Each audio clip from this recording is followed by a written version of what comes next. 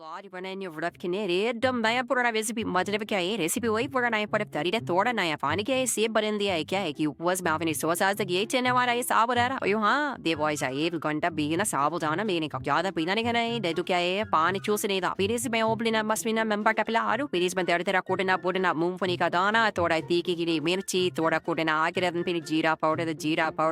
powder यो हाँ मतलब जीरा पाउडर गरम मसाला और नमक भी मर गालेगा ऐसा थोड़ा बड़े पत्ते को चूरा चूना डालने का और धनिया वो पेक के मार के ऐसा 8 चीजें मिक्स करने का फिर ऐसा वॉइस है सेव देने का लंबा पतना मोटा छोटा चौड़ा वड़ा जैसा सेव देने का ये भी रीजन ये जड़ी तो बारे में का रेसिपी क्या है उपवास है ना तो बैठ के टाइम बस करने का फिर क्या है ऐसा तेल में ये करके गाने का एकदम हाई हीट पे 5 से 6 मिनट फ्राई करने का हरियो हो गया रेडी भैया लोग उपवास में भी क्यों खाते हैं अरे खुद ने ये बहुत लंबी कहानी तो सुना ना भैया अरे पादर पानी फिर यम बेना कि तब लोग तेरे को काट पीट के सब्जी में डाल के खा रहे गए तू जा क्या जाके अपना कान दर गया आया बना उपवास में क्यों खाते मेरे को खुद को नहीं मालूम आज तक को काटे